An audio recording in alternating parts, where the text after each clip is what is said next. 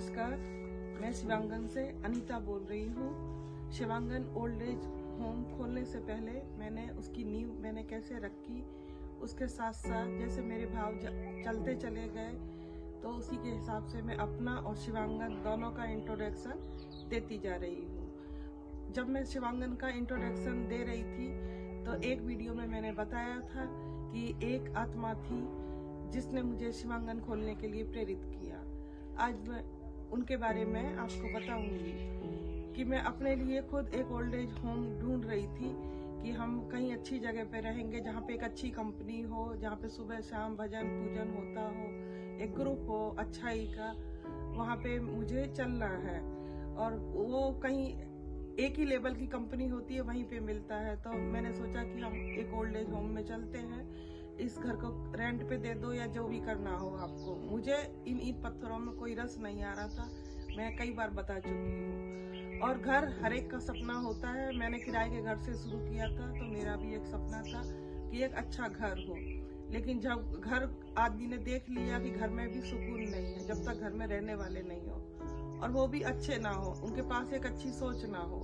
अगर घर में रहने वाले हैं और सोच अच्छी नहीं हो तो वो भी किसी काम का नहीं।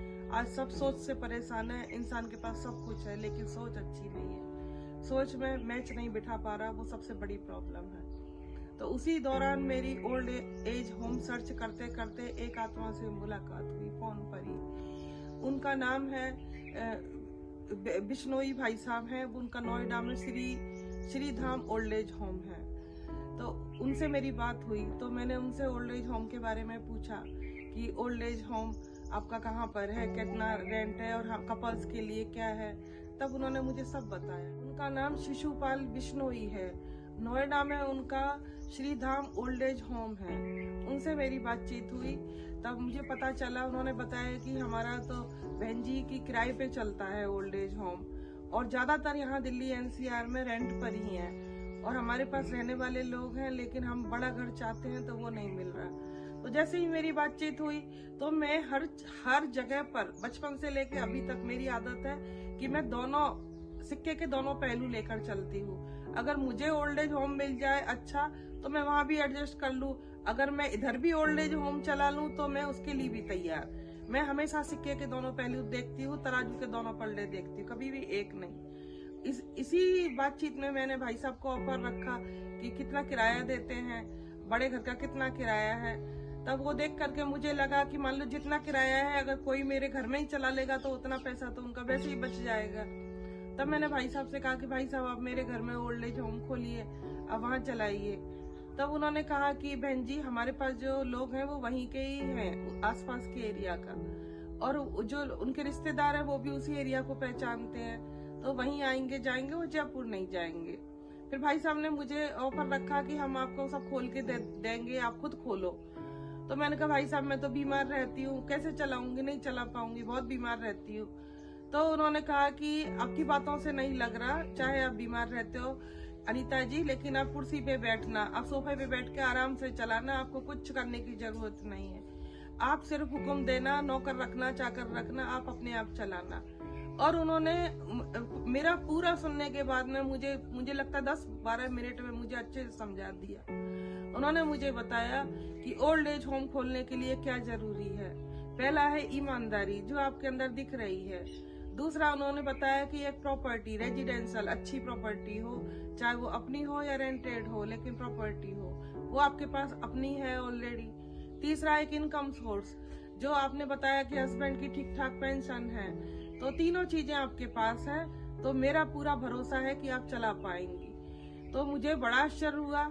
मैंने कहा भाई साहब, लेकिन मैं उनका ध्यान से सुन रही थी क्योंकि एक चीज मैंने और बताया है अपनी आध्यात्मिक यात्रा में कि मेरी लिसनिंग अच्छी है, मैं कितना भी सत्संग सुन लूं मैं बोर नहीं होती हूँ, और अपने मतलब की बात तो मुझे अच्छे से समझ में आती है कि जो मैं कर सकती हूँ वो मुझे अच्छे से समझ में आता है। तो फिर भाई साहब ने जैसे मुझे बोला तो मेरे सुनते सुनते मैंने अपने माइंड को मेकओवर कर लिया कि हाँ, जब सामने वाले ने मुझे बोला है और ये गुण मेरे अंदर है। बचपन से ही मैं 10-12 साल की थी, मेरी माँ ने पिताजी ने मुझे घर का सब चार्ज दे दिया था, सब चीजें मुझे पता थी, और ससुराल में भी कभी मैंने एक पैसे की हेर फेर नहीं की, मैंने अपने लिए कभी भी कुछ खर्चा नहीं किया। जो कुछ था ना अपने परिवार के लिए किया, कभी भी नहीं, क्योंकि वो समर्थ थे, उनके पास कुछ कमी नहीं थी। तो कभी भी मैंने हेरा फेरी नहीं की। जो कुछ था हस्बैंड ने जो चाहा उनके हिसाब से उनको परिवार को हुआ। कभी भी मैंने ये नहीं कहा कि इसको इतना क्यों, उसको इतना क्यों, कुछ नहीं, जो करना है करो। मैं बिल्कुल धर्म का मार्ग मैंने थोड़ा बड़े होने पे अपनाया। मुझे लगता है कि शादी के कम से कम 20-22 साल के बाद में मैंने थोड़ा बहुत धर्म कर्म पैसों का सीखा। बाकी थोड़ा बहुत अन्न का, जल का, वस्त्र का और कुछ सुविधाओं का, सेवाओं का मैं करती थी। ये मैंने सब बताया कि मैंने पैसे पे आधारित सेवाएं कभी भी नहीं की। फिर भाई साहब ने मुझे जैसे ही मोटिवेट किया तो मैं अपने माइंड को मेक ओवर कर चुकी थी। और भाई साहब ने मुझे आश्वासन दिया था कि जब भी आपको कोई भी चीज की हेल्प हो, मैं आपको यहीं से बैठे, मेरा मन था कि एक बार मैं आश्रम देखूं भाई साहब का। तो फिर हेल्थ इश्यू के कारण दिक्कत थी, तो भाई साहब ने मुझे बोला था कि आप जब भी मुझसे कोई भी सलाह लेंगी, मैं फोन पे ही आपको पूरा ट्रेंड कर दूंगा, आप बिल्कुल निश्चिंत रहें और जो भी बात हो आप मुझसे कभी भी फोन कर सकती हैं। तो मैंने, लेकिन हमेशा मैं फोन करती थी, भाई साहब बिजी रहते थे। और मुझे था कि एक बार भाई जब मैं आश्रम खोलूं तो आते भाई साहब, देखते तो मुझे बहुत खुशी होती, उनके चरणों में वंदन करने का मुझे अवसर मिलता। ऐसी महान आत्मा धरती पे नहीं मिलती जो बिना जाने बिना पहचाने किसी को उसे उठ खड़े होने पे मजबूर कर दे। उठना नहीं चाहता वो इंसान, वो बैठना ही सीख गया, दबना सीख गया, झुकना सीख गया, मरना सीख गया, उस इंसान को उन्होंने समाज सेवा के लिए खड़ा कर दिया। तो मेरा है, और ये मौका जब भी मिलेगा तो मैं इसका सदुपयोग जरूर करूंगी। मैंने भाई साहब को जयपुर आने का निमंत्रण दिया और मैं इस वीडियो के माध्यम से बता रही हूँ कि आगे कौन कौन और भी शामिल हुए। फिर मैंने सारे ओल्ड एज होम सर्च करने शुरू किए। सबसे पहले एनजीओ का मैं बहुत पहले देख चुकी थी कि एनजीओ खोलने के रूल्स क्या क्या है। एक इनर रूल्स होते हैं, एक बाहरी रूल्स होते हैं। तो आंतरिक रूल्स क्या क्या है, तो उसमें यही था कि पहली बात तो आप ईमानदार होने चाहिए, जो भाई साहब ने बताया। अगर आप ईमानदार हैं और आप अपनी सैलरी भी वहां से निकाल रहे हैं तो भी कोई बात नहीं। आप कहीं और भी तो काम करने जाते, वहां भी तो आप सैलरी पे करते, लेकिन कुछ आपकी बुद्धि में फिक्स हो। ये नहीं कि आपने जितना मर्जी ले लिया, आप जो मेहनत कर रहे हैं, जो आपकी क्वालिफिकेशन है उसके हिसाब से। तो मैंने वो देखा। दूसरा पैसे का देखा कि बिल्कुल क्लियर रखे अपने अकाउंट। तो मुझे एक तो इन चीजों से मैं क्लियर हो गई कि मुझे किसी की चैरिटी नहीं लेनी। दूसरा अपनी सैलरी वैलरी कुछ भी नहीं, वर्क तो वर्क, सोशल वर्क तो मतलब टोटली सरेंडर, समर्पण बुद्धि हो आपकी। तो मैं उस चीज के लिए तैयार हुई। भाई साहब ने मेरा घर भी देखा, वीडियो मंगा करके मैंने घर भी भेजा, जैसे जैसे गाइड किया। मैं उनकी गाइडेंस के हिसाब से नहीं किया मैंने, क्योंकि ये मेरा टेम्परेरी है। अगर ये चल गया, जितना मेरा फुलफिल हो गया, तो मैं फिर आगे दूसरा भी इंतजाम करूंगी, इसको वैसे ही रखूंगी जैसा है, क्योंकि इसकी सुंदरता उसी में ही है। ये सबसे पहला घर था जो यहाँ पे लोग देख करके प्रेरित हुए सोसाइटी को डेवलप करने के लिए। तो इसका जो ओरिजिनल स्वरूप है मैं उसे खोना नहीं चाहती थी। फिर मैंने आश्रम सर्च करते करते दूसरी फोन किया, ललिता बहन ओल्ड एज होम, जो सुरेंद्र नगर में है। वो भी एक भाई साहब चलाते हैं, उनका नाम मुझे नहीं पता। मैंने ललिता बहन ओल्ड एज होम यही आया था, तो उसी के हिसाब से उनसे बात की। वो भी मुझे अच्छा लगा, तो मैंने वहां से बात की। उन्होंने अपनी पत्नी के नाम पर खोला है, ललिता बहन उन्हीं का नाम है। उन भाई साहब ने भी मुझे इतने अच्छे से मोटिवेट किया कि बहन जी कुछ नहीं है। और वो इन सबकी आवाज में भी रूहानियत है। आप उनकी आवाज से भी, जब आप सेवा भाव करते हो और अच्छी भावना रखते हो, तो आपकी आवाज में भी एक रूहानियत आ जाती है, वो पता चल जाता है। तो भाई साहब ने मुझे बोला कि अनीता जी कुछ भी नहीं है, जैसे छोटा घर चलाते हैं वैसे ही बड़ा घर चलाते हैं, और कुछ भी नहीं है। तो फिर उन्होंने भी मुझे बड़े अच्छे से समझाया और बताया कि आगे कुछ भी आपको हेल्प हो, कुछ भी पूछना हो तो आप पूछ सकते हो। फिर एक भोपाल में, उनको तो मैं बहुत पहले भी मैंने देखा था, जिस एक किरण प्रोग्राम का मैंने जिक्र किया है, शायद उसी में ही मैंने उनको देखा था, जो भोपाल में है। अपना घर आश्रम की संचालिका मधुरी मिश्रा मैम, उनको भी मैंने फोन लगाया था। तो मैंने कहा कि मैम आप जैसों से प्रेरित होकर मैंने भी एक ओल्ड एज होम खोलने का सोचा है और अपने घर को अपने ओल्ड एज होम में कन्वर्ट किया है। तब मैंने कहा मैडम मेरा तो घर छोटा है।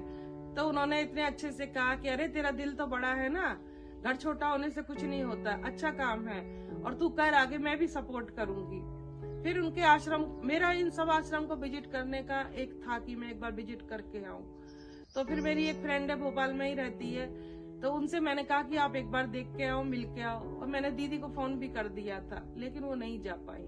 तब से मुझे थोड़ी शर्मिंदगी लगती है, मैं उनसे बात नहीं करती। लेकिन समय आने पे मैं थोड़ा सा भी मेरा हेल्थ इशू रिकवर होगा, सब परिस्थितियां मेरे साथ रहेंगी, तो मैं अपने जीते जी एक बार इन आत्माओं के जरूर चरण वंदन करूंगी, चाहे उनके पास जाकर, चाहे उनको यहाँ बुलाकर। अभी तो मेरी कोई एंट्री हुई नहीं है ओल्ड एज होम में, कोई भी ऐसा है नहीं, तो फिर मैंने उनको बुलाना जरूरी नहीं समझा, साधारण तरीके से ही उद्घाटन सोचा, तो इस वजह से मैंने नहीं उनको बुलाया। लेकिन भविष्य में जब भगवान करेगा तो मैं